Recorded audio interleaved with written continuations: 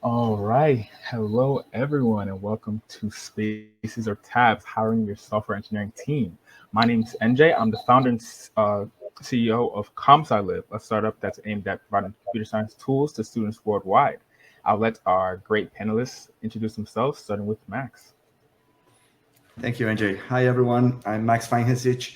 I'm the co-founder of Telescoped, where we helped engineers in Latin America grow their careers by connecting them with amazing opportunities in the US. Prior to that, I was the co-founder and CEO of ThriveHive, a startup here in Boston, and originally an engineer who came to study here in Boston and stayed, and many years later, still around. So very excited to be here and to share with you some of my experience. All right, let's do Jamie next. Hello, everyone. I'm really excited to be here. My name is Jamie Iacino. I have over 10 years of recruiting experience at some of the fastest growing SaaS companies in the world, including OneLogin, which was recently acquired, AHA, which recently went over $100 million in ARR, and SecureFrame, which is the current company I work at, which was just named to the Forbes Next Billion Dollar list. Go check us out. We're hiring. I've always focused on hiring Ruby on Rails and JavaScript engineers in my career. And I'm probably the only recruiter you know that has production JavaScript code that thousands of users use each and every month. All right. And last but not least, Daniel. Hi guys, very excited to be here. I'm Daniel. I'm co-founder of Trio. We build teams of developers to work with company that needs software engineers, and they need a team that's already built that can work on and in products like a mobile application, web application. So yeah, we work with engineers all over the world. So most of them in Latin America, but also here in US and also in Canada. So really excited to be here and be able to provide as much as information as we can. All right. Great introductions from our panelists. They come with years and years of experience, specifically with hiring great software engineers. And this event, we're going to be talking about finding the best software engineering talent for your startups. As you know, the market's tough right now, but our panelists will guide you guys to the best way to source, interview, and staying competitive when finding software engineers. We're going to start with sourcing engineers. Our first question is, where do you source the best software engineers? And we'll kick it off with Jamie.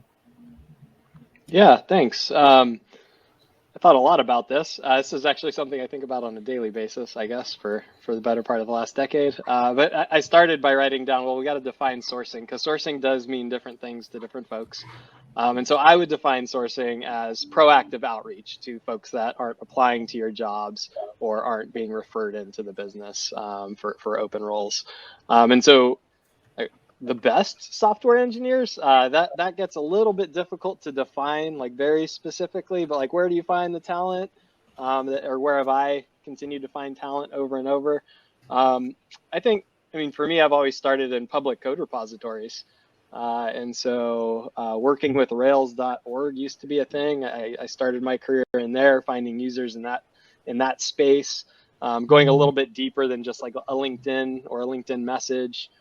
Checking out GitHubs, GitLabs, Ruby Gems, NPM, looking in places that maybe I thought other recruiters weren't going towards. Like, it's not the low-hanging fruit. It's the one still on the tree that you got to climb and go get. I wrote down an example. Like, if you're looking for a security engineer that has Ruby on Rails experience, you should find we ended up looking at Brakeman, which is a popular Ruby gem. That's a security-based Ruby gem. And so we looked at people that contributed to that open source code, and then you kind of follow that deeper, go to the company that they work at, see who their colleagues are, like try to identify small indicators and separate yourselves by utilizing that messaging. Like, hey, Max, I found your Brakeman Ruby gem. I thought it was really interesting. I appreciate what you're doing for the community. And so I don't know. I guess the long-winded answer is there's no like one specific place. I think it's a lot of places that you need to go to really identify the profile of what you're looking for, and also take it just like a multi-pronged approach and go ahead and send a LinkedIn message. Try to connect with that person, but be very personalized, because I think we've all seen and all been maybe annoyed by like consistent outreach, or getting text messages or phone calls from a recruiter, or I mean any telemarketer really, but it does come across the same way. And so you have to, I think, to identify yourself to those engineers, you have to give them the information that they want and be intriguing and show them that you actually care and put in a little bit of effort, right? I think that's the best software engineers, the people that are really talented, are looking for somebody that's putting in a little bit of effort on the front end. I definitely agree, Jamie. And I would also want to bounce off to Max to see if Max has anything else to add. Yeah, I mean, I think I agree 100% with Jamie. First you need to know who you're looking for, right? I feel like many times people do the mistake of trying to go too broad. Like, it's much easier if you know exactly what you need to find that person, right? The other thing is, it's much easier to find people when you don't need them. So I think when you're just trying to hire somebody for tomorrow, that's very hard. If you don't go to recruiters or existing people that are actively looking, the pool is just too small, right? But if you're thinking ahead, I think those are the best hiring tips that I can give you. It might not be what you want to hear because you need your team tomorrow, but you just got to get ahead of the curve. And I think that's doing coffee chats, helping people, offer things without expecting anything back. Like, you need some career advice. I've been around for a while. We can talk. I'm not trying to sell you on anything. How much easier it is for me to have that conversation than to try to go recruit you or poach you or what have you. So I think the best teams are always having coffee chats, meeting people, running events, whether it's live or online. I think they're also putting out content. It doesn't have to be these huge blogs or thought leadership pieces. That's ideal, but maybe you don't have the time. Little snippets here and there, even on LinkedIn. Everybody hates LinkedIn. Most engineers are not looking at it, but you're going to reach some people if the message resonates. And I think people underestimate how all of those things add up.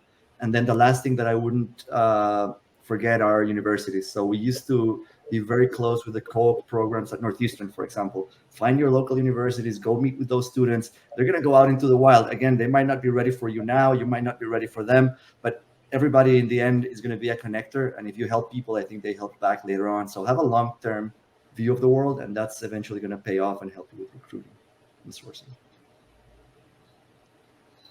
Definitely agree. Daniel, do you have anything to add to this question? Yeah, for sure. Yeah, one thing that is working for us is that sense that Max said, that it's about creating community, right? It's about you creating a place where few people can feel connect and be part of it, and show off what are you looking for in terms of the candidates, but also show them the vision, show what you like, looking to add value to this life, to the those people lives. And I think that it will attract. There is no silver bullet. There's no one action that say, oh, I will solve that problem with that actions, but there is many things. There is reach out, there is giving advices, there is going to LinkedIn, send them messages, there is creating this ecosystem, creating this hub community that allow it will be much easier to source when you have all these things, because even when you search, people will connect and they're gonna looking what is looking about your company, looking about what you're doing, and they will see all this little piece. Then it will make sense to them to engage with you more, and then possibly go to the next step.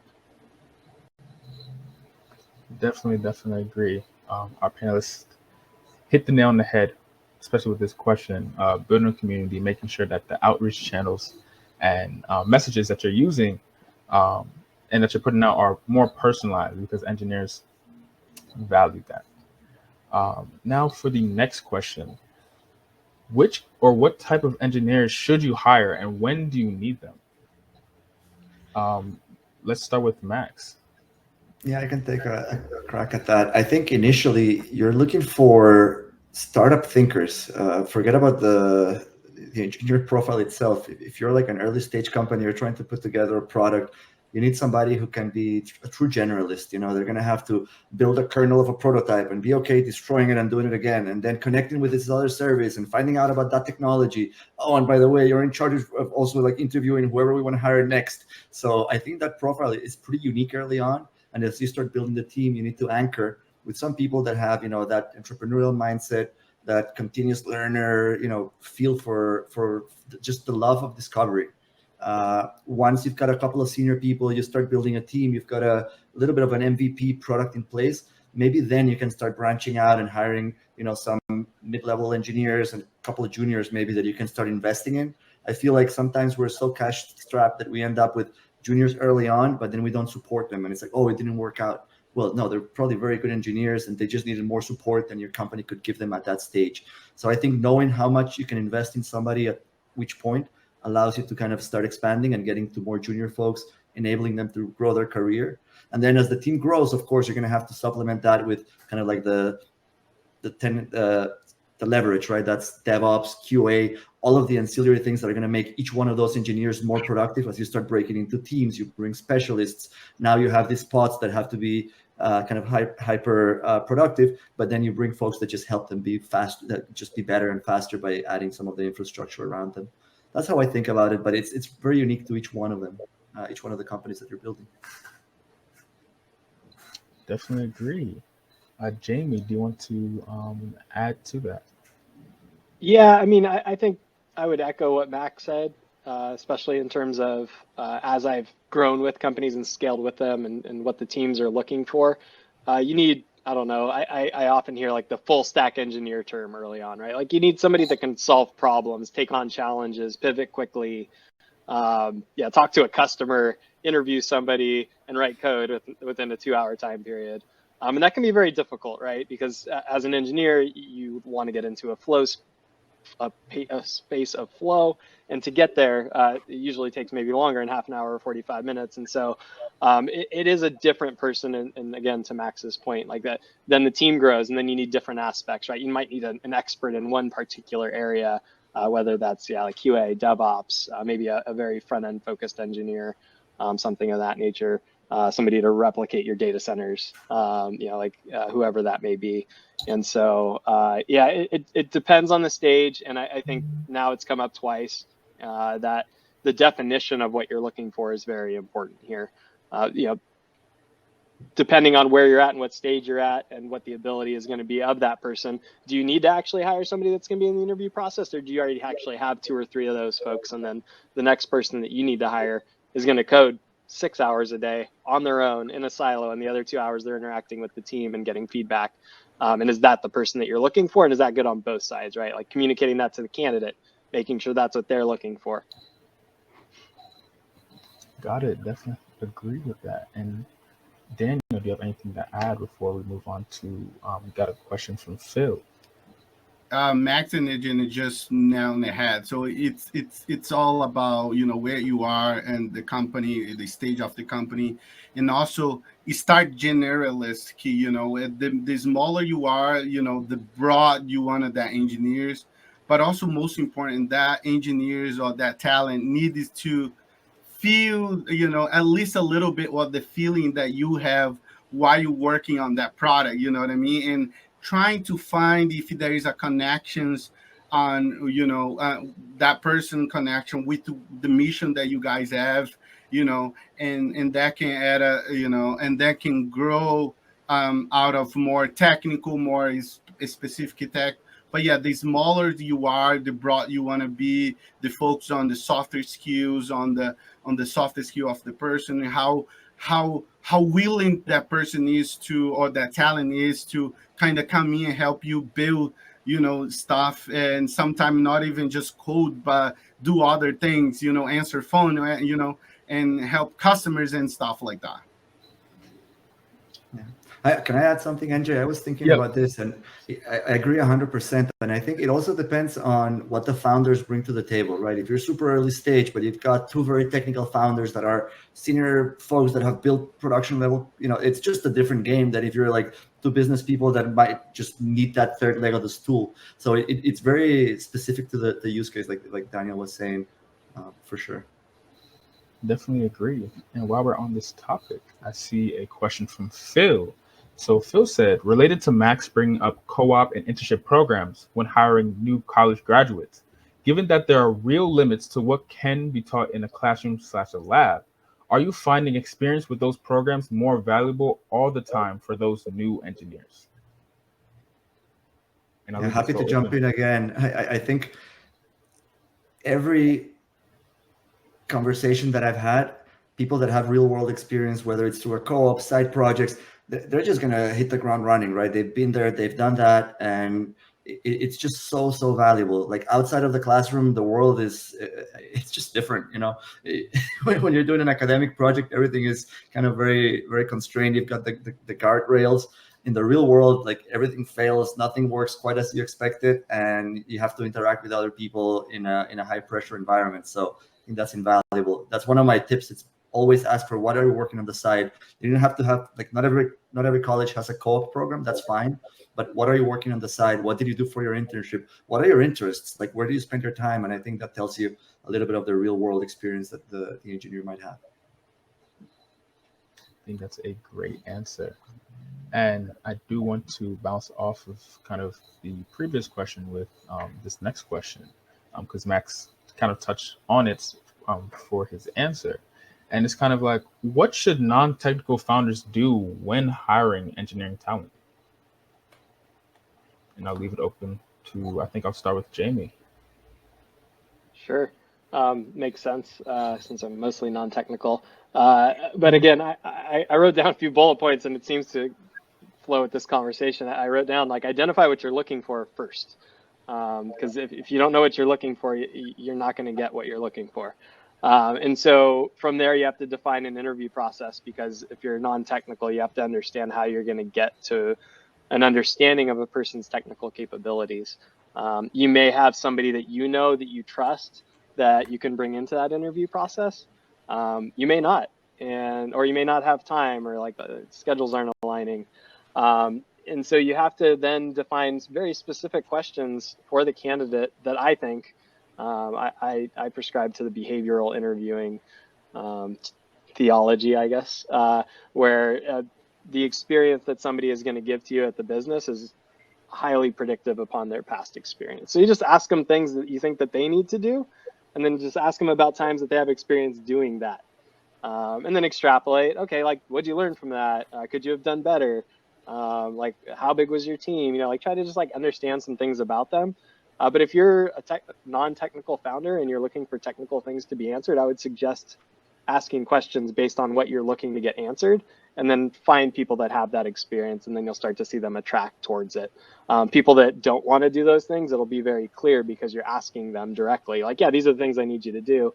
And then they're going to understand for themselves that, hey, maybe this isn't for me. Like I was actually looking for a team of 5 to 10, I think, or somebody to mentor me very clearly.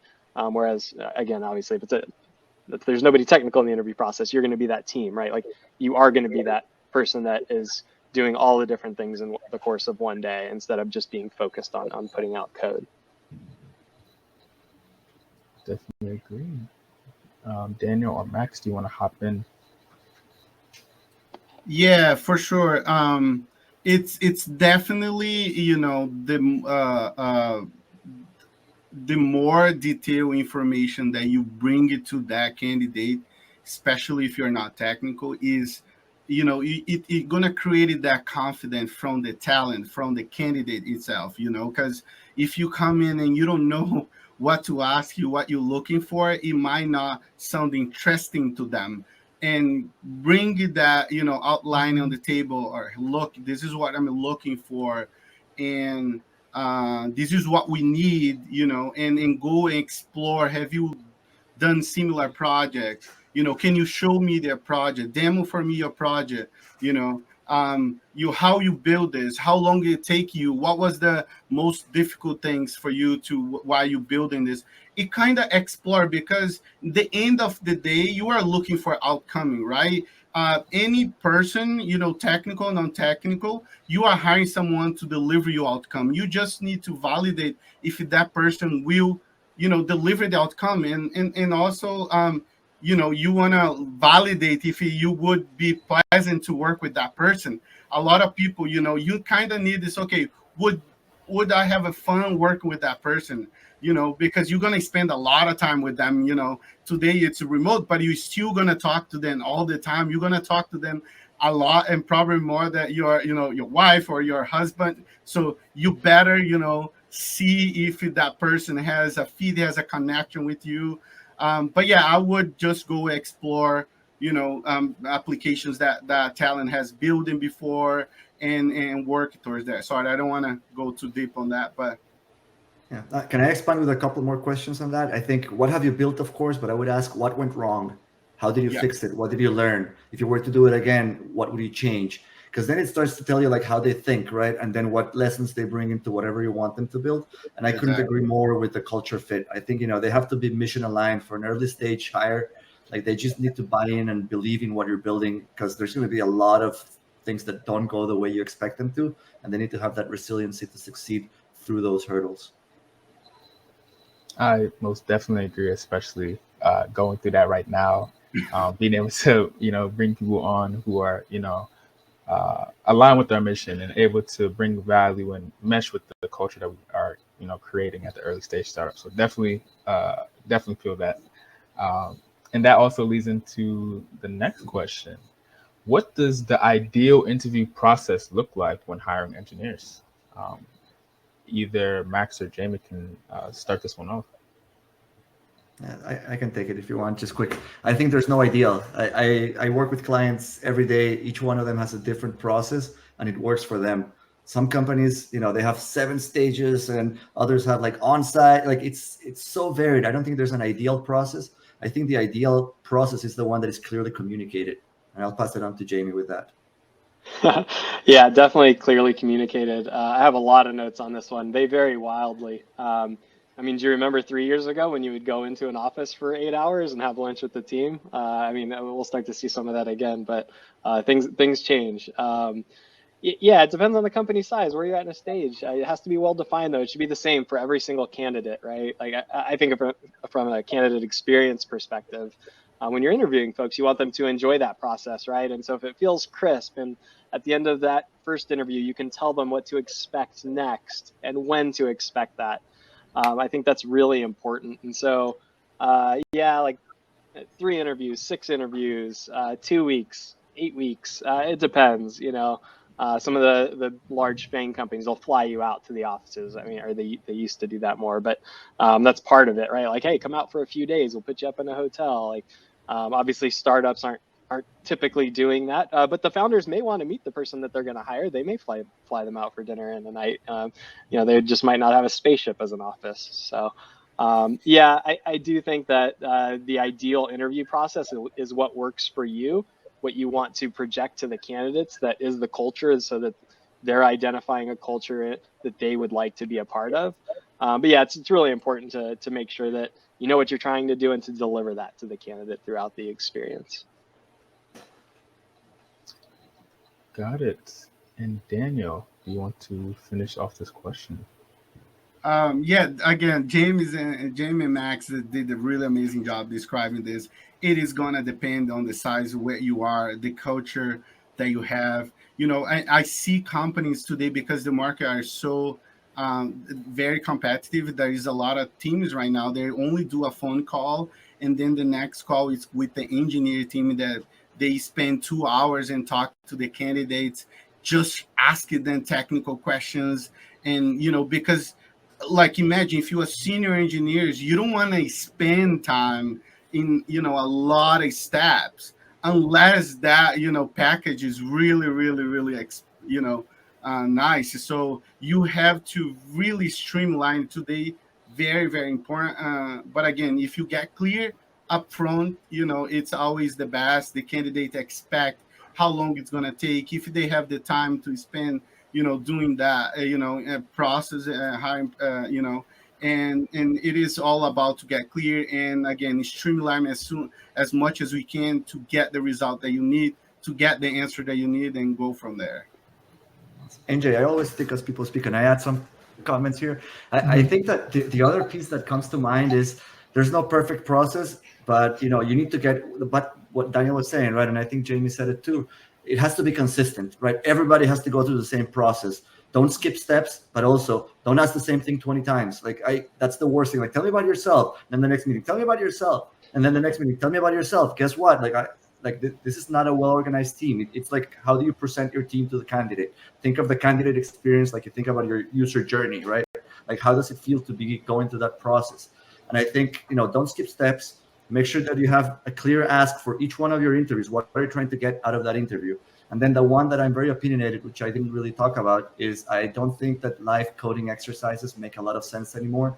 Nobody wants to do them. Have them do a take-home test and then talk about it. Why did you do it this way? Why not this way? Did you think of this? What if this happened? And that conversation is so much more interesting than somebody under pressure who might be a brilliant engineer struggling because they have somebody looking over their shoulder. That's my take.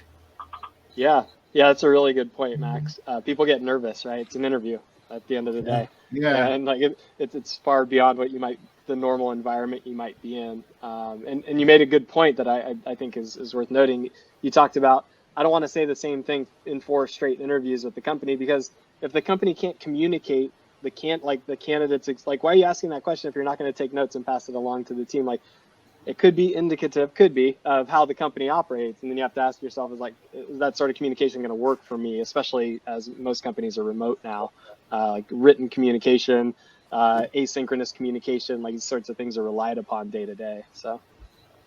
Yeah, for sure. And it just, again, this topic is so like hot, and it is so important, because imagine like this: if you come into an interview and you kind of don't have a good, clear process there, you're not gonna feel that the culture is there. You're not gonna feel that it is a place that you want to spend your time. And it must to be very, very, very clear. It must to be, it's agreement, it's an experience that you have to give to that person. It's the first impression, right, that you want to deliver to that candidate, and that candidate you will say, okay, that sounds interesting. I'm going to spend 2 or 3 more hours with that company, and explore more of the opportunity. Definitely agree. And we're going to take Joseph's question.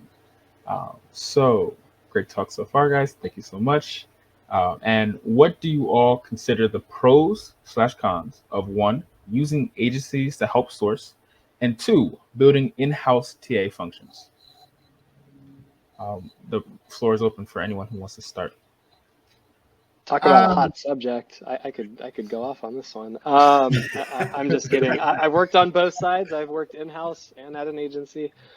There's definitely pros and cons. I think having an in-house TA function, I think it's vital to a business. I'd suggest you do it around employee 15, as you should make a first recruiter hire. And they could probably do that till 40 or 50 if you hire the right person. The pros are you're controlling the process. When you start to use agencies, you start to lose that control. Agencies have their own agenda and how they like to operate. Like, yes, they are focused on helping you hire somebody, but they might also be representing that candidate to multiple other companies. And so you have to worry about like the sort of branding that they are giving to the company. I could give multiple examples in my career where I have worked with an agency while I was working in-house. So we had an agency help us fill in-house roles. And the agency was giving messaging to the candidates that was wrong. And like, it feels really bad, I guess, when you learn that, like, oh, you were telling the candidate something different than what is actually true. You start to wonder, like, did we miss out on any candidates in that experience? And again, I think for me, it's a lack of control. Like, I really like to control everything. Now, I mean, again, I have experience going both ways. I would prefer to have it in-house. And like, I don't know, there are some pros to using agencies, right? Like, they have maybe 1,000 recruiters when you're 1. Right? Like, that's a big advantage. They have more eyes out there. Yeah, it might be expensive, but Max, you talked about it earlier. When you need to hire somebody now, like, what does it cost you to not have that developer, right? Can't ship new features. You can't fix bugs, like whatever that might be, whatever that cost is. You lose customers, etc. So I guess that's my take on it, Joe. Good question, Joseph. Got it. Definitely agree. And I want to take I went right to the interview process, but I want to take a little bit of a step back, and kind of like a jumbo question. When do you know um, to start actually hiring engineers for your startup? And how do you know how many engineers you'll need for maybe a project? And I'll leave the floor open because this is a kind of broad question. I can start. I think back to the initial question on sourcing, right? You need to start yesterday. Like you're not hiring them. You're building a pipeline. You're building a community. You're getting out there. You're meeting people. You're helping them. You're identifying, this person is super interested in XYZ. Maybe when that comes up in my company, I can reach out to them. Maybe they're busy, but they know other people because that's their interest. That's their community. That's what they've been like spending time on. So I think it's always too late to start. Like you have to start now, get out there, start meeting people, start helping people. In terms of actual when do you place the offer, of course you need funding. Like make sure that you have like clarity on how you're going to pay these people. You're going to have clarity on what are they going to be working on. So you hire 2 engineers and they get in the first day is like, well, what are we working on? What's the process? How does it all, like there's nothing, right? No onboarding, there's no product function, there's no like mock-ups, it's just a waste of energy and everybody feels like there's like this misalignment. So you got to make sure that you're ready to onboard these people, to give them the tasks that they need to be working on. And I think that comes down from, it's so specific, right? Like a company, again, if you have technical co-founders who might have been the ones to put together a kernel of a product, then they can bring on a junior engineer, a mid-level engineer, and make them effective almost immediately. On the flip side, if you're more a product-focused organization or a sales-driven kind of leadership, then you might need to take a step back and think, how can I have kind of removed all the obstacles for whoever I hire to hit the ground running? That's how it's very broad in the way I answered, but that's how I think of it. Yeah, for sure. The one thing that I always people come to us and say, "How we need to hire 20 engineers," and they don't know how to onboard them so fast. It is very critical that you know exactly what is that person is going to be working on, and in fact, I usually say go slow because you're gonna give you more attention to that new hire, and that when you give it that attention, people will get it, start to deliver value fast. When you have many engineers, all those people need attention, even though you have a very good crystal clear documentation to run your application local and start working on, it's still gonna demand the knowledge of the application. That person is still gonna be gather information how your process works, and just go in a capacity that you can support.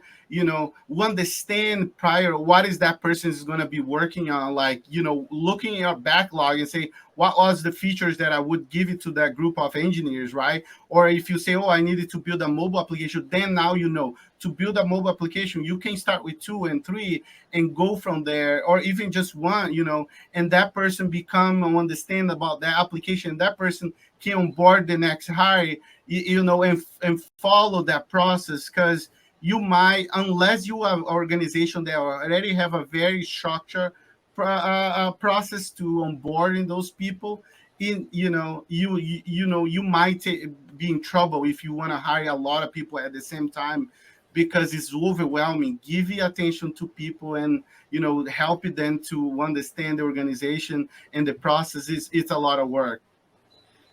I also, let me jump in 1 second. I also think people underestimate how effective, like you're saying, 3, 4 people like that, a team of 3 or 4 engineers, well managed, well run, with clarity, they can do a lot of damage. And people underestimate that. They feel like, if only I had 40. Well, guess what? Now you have management layers, like communication problems. You have like all of these things you need to solve for, right? So I agree 100%, Daniel. It's a good point. Definitely agree. Have to have kind of clarity on like what exactly those engineers will be doing, like their function going to be, what they're going to work on when they actually come to the team. It's not like you can't just get engineers involved and expect them to all be productive and like on like day one. It takes time. So definitely.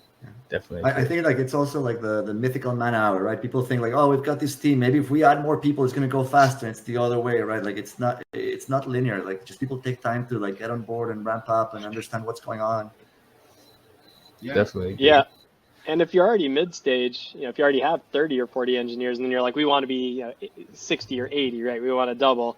I would challenge the question, like, can you make those 30 more efficient then? Like, instead of interviewing for hundreds of hours to hire 30 more people, what if they spent those hundreds of hours coding, right? Like, what would that be more productive to the business? Yeah, very great People point. underestimate how much time goes into the interviewing process, because guess who's doing the interviews? Your team, right? How many hours? We're talking about 6-7 interviews. Okay, how many hours? Multiply that by how many candidates you have to actually interview to get to the one offer that you get accepted, right? It's a lot of hours, so don't underestimate that.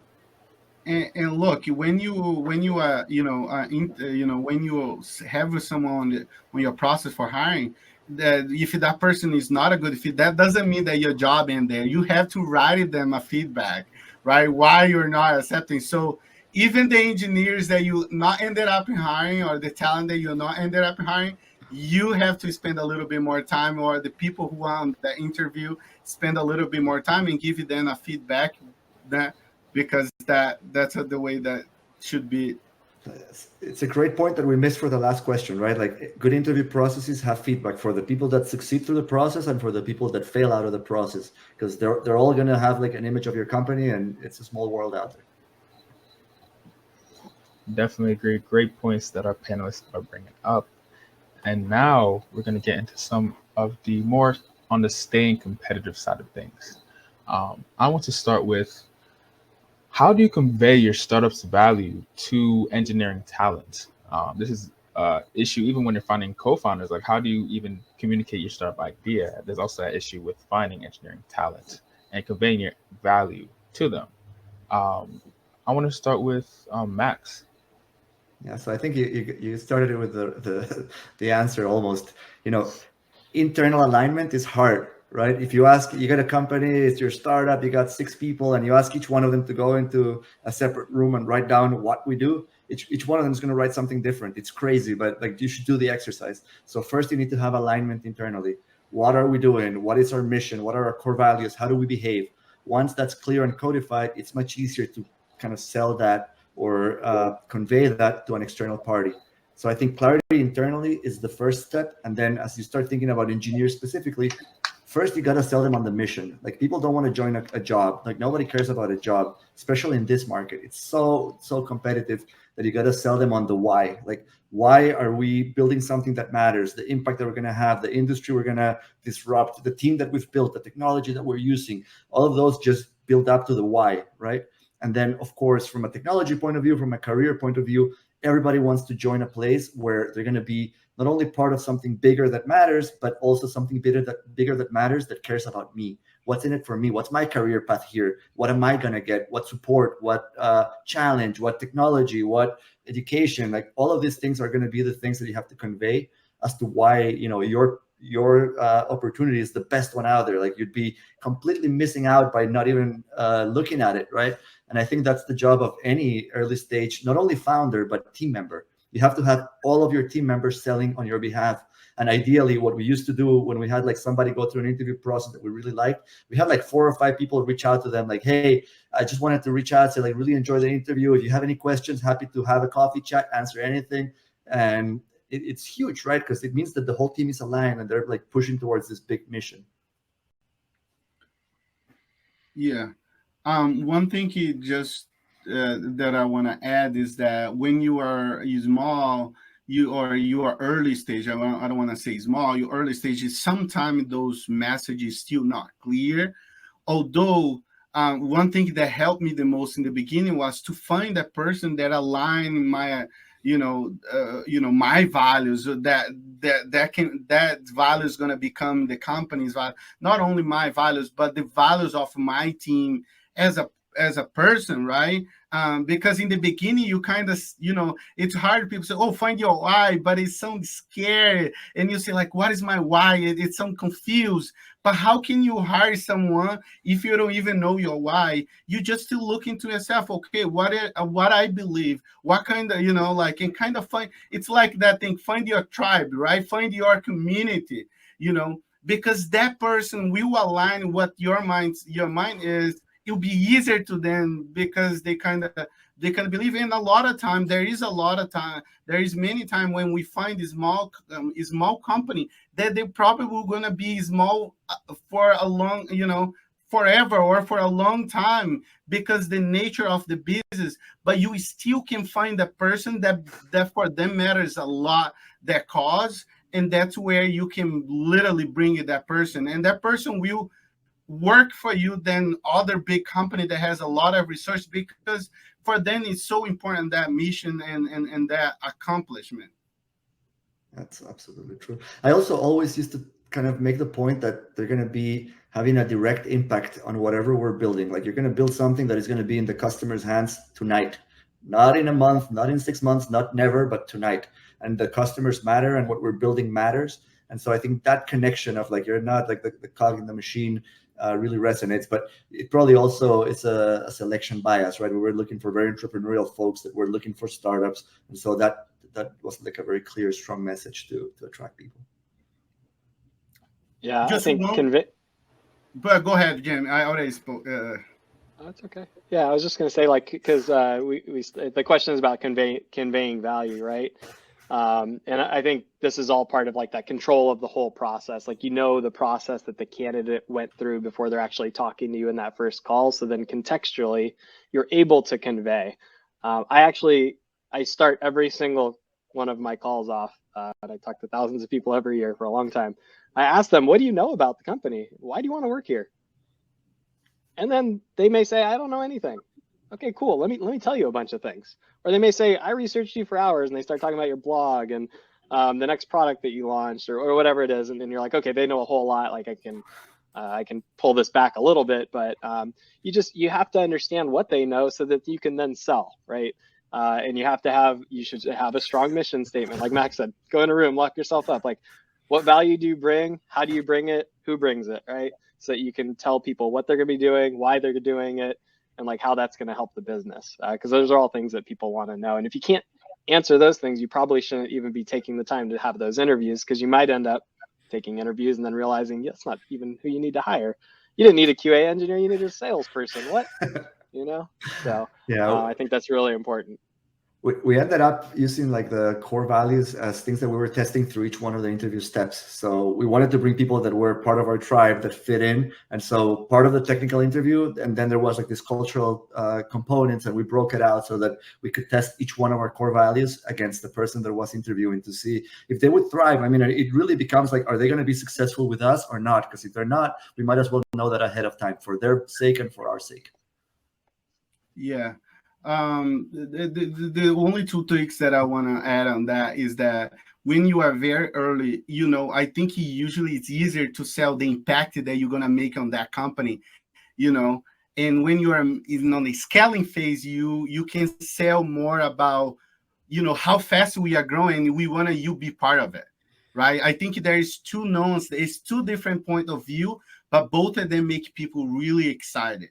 If you are early stage, you go to the impact that you're gonna make. You're gonna be, the group that the pioneers, right? Folks on the, make people believe. And in fact, it is. If you are early stage, people will be pioneer. You're gonna make a lot of impact.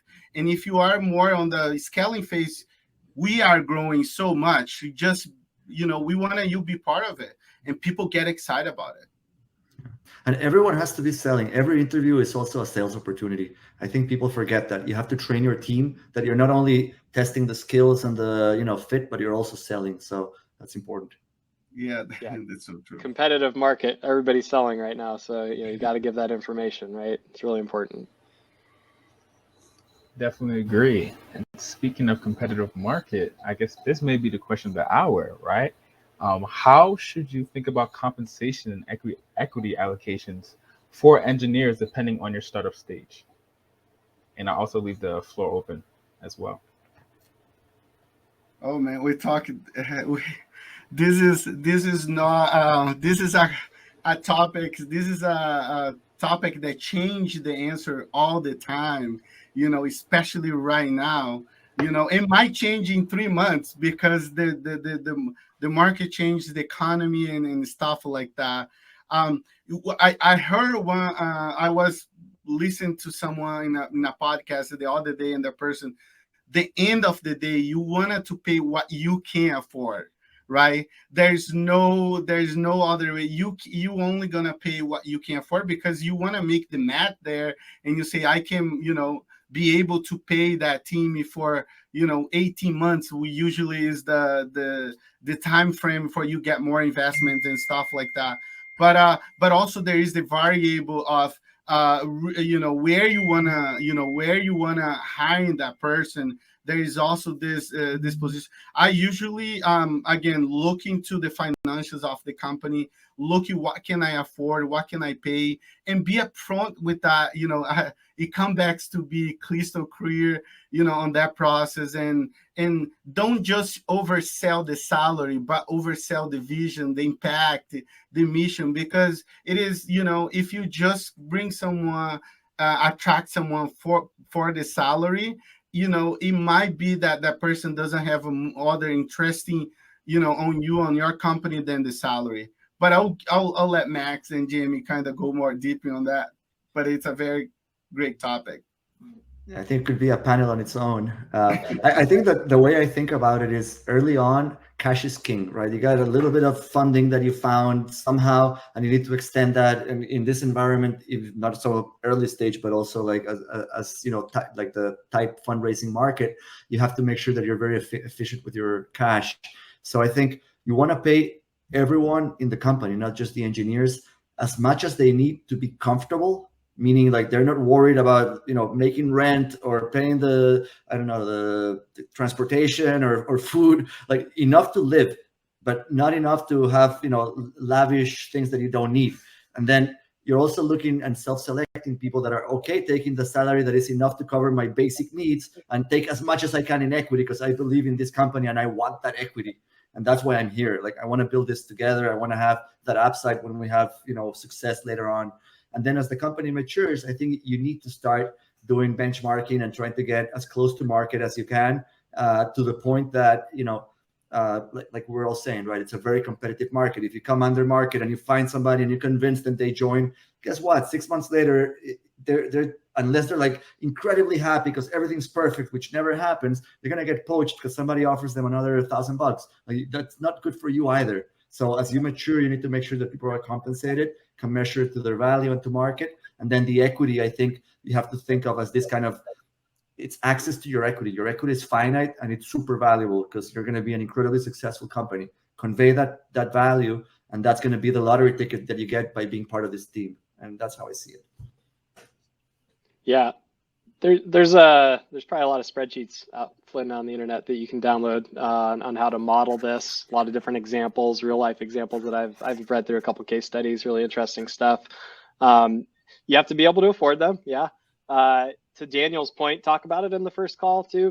Don't take too much time from yourself or the candidate or the business interviewing somebody if you can't actually realistically make an offer that they would entertain, right? Like, you want to make sure that, like, if cash is king early stage. So if you're not going to be able to do that and it's going to be an equity component, you should be talking about that pretty clearly. And then I would suggest, like, as you're growing the business, you have 10, 20, 30 people, have it in the spreadsheet. Like, what do the compensation bands and equity bands actually look like? Because, there's the ideal of what we think it should look like. And then there's the actual of how it starts to pan out, because that'll help you shape the next offer that you make. Or maybe you realize that 6 months ago this person started and they actually deserve a pay raise because they came on and they took a chance, and now the business is growing and they're putting in that time. And so I think it also helps, like, I know this is later on, but like keeping people on board of the team, right? Like, you keep them happy because you're doing what you promised, is like, come to the team, do great work, and as the business grows, like, we'll reward you. And equity, you get a piece of the pie, if anything ever transacts in a good way. So. Yeah, people just one thing that is important, that we always say, that salary is not just the trade, but it is the reward, right? It's like, for example, you start with that salary, in 6 months you get a promotion, you get a little bit more. That means that it is also a company saying, we love your work, you are being part of this team, and we are recognized. you and just have those little things in mind. It's not just salary, it's not just the financial transactions there, but it's the recognition that that person is doing a good job, and and that's something that we always put in mind. Yeah, I think that the proactive approach is huge, right? Like I've got your back. Like you don't have to come asking for it. I'm proactively doing it. And it's not on a 1 year schedule because we're not a big corporation. It's like as the business is doing better, sometimes you might promise things when like the next fundraise comes in and it doesn't happen. Well, you got to address that. You cannot just hide it under the rug. Maybe it requires more equity. Maybe it requires a conversation. And sometimes if that person had plans and things, it might not be a fit. That's okay. But you just have to be transparent and follow through. So I think that, everything that was said, I agree with 100%. Definitely agree. And like Max said, this could be a whole, panel in itself. I do want to go to this question, which especially for startups is very important. Cybersecurity. Should you prioritize hiring, a developer with a security focus when hiring talent? And I want to hand this off to Jamie. Yeah, I wrote down, isn't everybody worried about security? I've seen, I think in my career, my first in-house role was at OneLogin, which is a security company. And so security was always the focus there. And my next company was AHA, and they hired a security engineer at Hire 18. And that person worked with a couple of the individual contributors over time. So they then identified, they hired a security engineer and then identified full stack engineers on the team that had an interest in security and had them do some of the work, ancillary work that was needed when it came up. And so that was an interesting approach. But I do think you should prioritize hiring a security engineer. I mean, security is at the forefront of everything these days. Like the last news article you want to be in is the ones that we see once a day now. So-and-so hacked, breach, all these words that, they doom companies literally. And so I think as any software company, you should be worried about the security of that software. And I would prioritize it very early on. And if you're not going to hire a specific security engineer, I would be asking those questions in the interview process. Like, what are your thoughts on security? How do you approach security? When you're coding, and just understand that people at least have it in their mind. They don't have to be an expert. But if you're not thinking about things, that's when bad things happen. Yeah, I agree with the focus on security. I do think that early on, depends on what you're building, right? Some things are much more critical than others, and you can always rely on third-party tools and solutions, software support that might kind of at least get you over the, first 12, 18 months until you actually have a business. Because if you don't, like hiring a security engineer when you're still building a prototype, you have no users, makes no sense, right? You need to be big enough to be a target. And so I think that any senior engineer should have some sense of like, how is it that what they're building is not going to be easily hacked? But I also agree that, when you get to 18, 20 people, at that point, you're already you're a business, right? Like you have enough of a team that you have a product in market. You need to make security a focus. There's no way around it in this world. Definitely important. And this brings us to, I think, maybe our last question, which actually Scott had a question about. How do you keep engineers after hiring them? And Scott's question is basically the same thing. What are things you do in your orgs in order to keep top talent? I'll leave the floor open as well.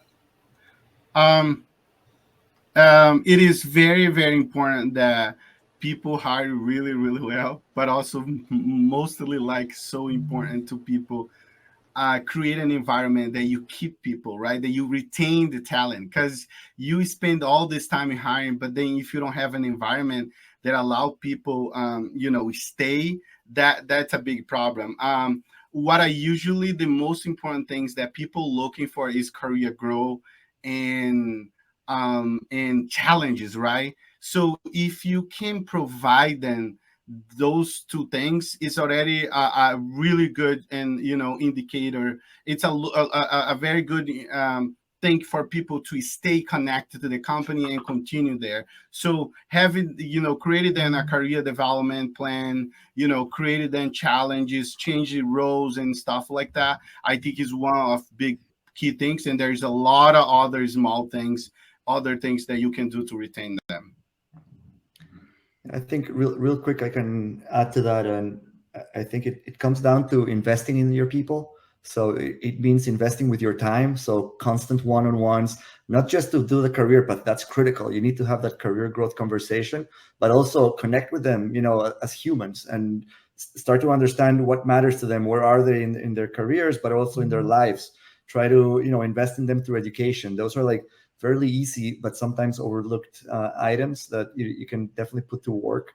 The other part is transparency. Nobody likes to be kept in the dark. So you got a small startup, you got to be transparent. You got to say things as they are, and also reconnect with the why often. I feel like we sell people on the why through the interview process, and then we talk about it, but then we kind of let it die. And I always joke, the CEO of my last company, I was like the chief repetition officer. It was always about the mission, always about the values, praising people, helping them understand and connect to like, why are we doing this often, always. And I think, with Telescope, we mentioned earlier, it's about career growth. People want to have some career growth and an impact. They want to matter, and they're with you because what you're doing matters. So remind them of that often.